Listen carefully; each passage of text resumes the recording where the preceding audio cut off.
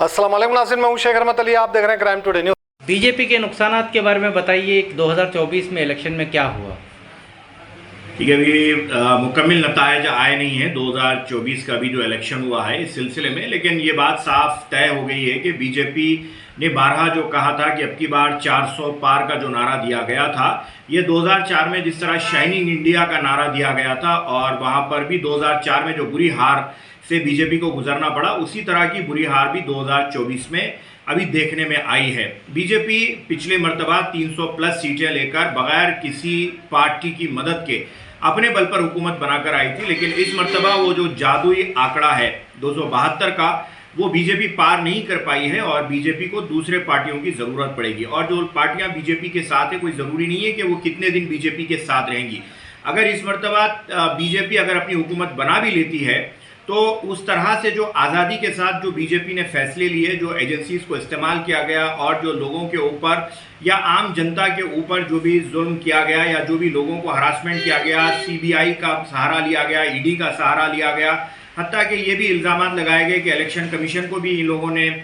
इस्तेमाल किया। तो ऐसे हालात अब नहीं रहेंगे, क्योंकि एक स्ट्रॉन्ग अपोजिशन अगर चाहे बीजेपी सरकार में आती है तो उसे एक अच्छी स्ट्रांग अपोजिशन मिल रही है, या फिर अगर इंडिया अलायंस अगर हुकूमत बनाता है तो बीजेपी भी एक स्ट्रांग अपोजिशन रहेगी, जो कि डेमोक्रेसी की हेल्थ के लिए बेहतर होता है। डेमोक्रेसी के अंदर होता ये कि जिसके पास ज़्यादा सीटें आ जाती है तो फिर अपने मनमानी फैसले करने लगते हैं। जिस तरह से नरेंद्र मोदी की तरफ से ये बारहा कहते जा रहा था कि भाई कॉन्स्टिट्यूशन को लेकर, एनआरसी को लेकर, सीए को लेकर, या फिर जो भी क्रिमिनल लॉस है उसे उस मामले को लेकर, या फिर इंटरनल और एक्सटर्नल सिक्योरिटीज़ को लेकर जो इश्यूज पैदा हुए हैं या जो नज़र आ रहे थे,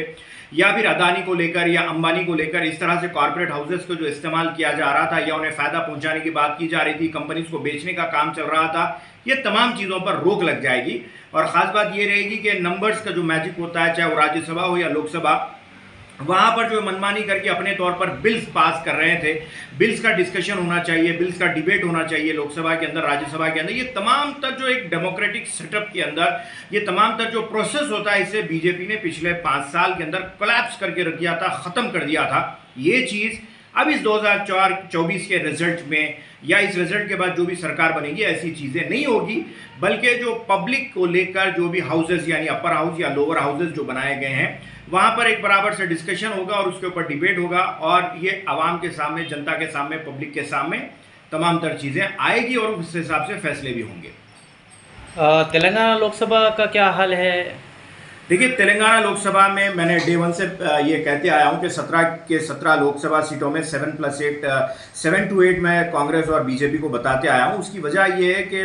सेम कर्नाटका और तेलंगाना का दोनों का सेम हाल है। ये हमारी अपनी जो साउथ की रियासतें, हम ये बारहा कहते आए हैं कि नॉर्थ का और जो काउ बेल्ट है, वहाँ पे बीजेपी को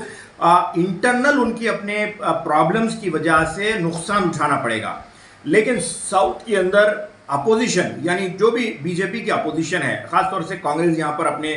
रूल में है। जैसे केरला है, केरला के अंदर भी बीजेपी अच्छा एक स्ट्रांग अपना परफॉर्मेंस बताई है, तमिलनाडु के अंदर तो नहीं बताई है, लेकिन कर्नाटका और तेलंगाना के अंदर तो बीजेपी अपना जो गैप बना रही है, उस गैप के अंदर जो है दूसरी पार्टियां भी उसे फायदा पहुंचा रही है। जैसे आंध्र प्रदेश के अंदर भी बीजेपी ने अपना प्रेजेंस बताया है। तो जो बीआरएस पार्टी है यहाँ पर, कांग्रेस की अपनी थोड़ी बहुत गलतियां जरूर है, उस गलतियों को आप इग्नोर नहीं कर सकते, लेकिन बीआरएस पार्टी ने जिस तरह एक जमाने में मायावती ने उत्तर प्रदेश के अंदर अपना वोट ट्रांसफर दिया था, उसी तरह बीआरएस पार्टी ने ऑलमोस्ट वोट ट्रांसफर दिया है और वोट कटवा का काम किया है, जिसकी वजह से कांग्रेस की सीटें कम हुई है। और कांग्रेस पार्टी की तरफ से जो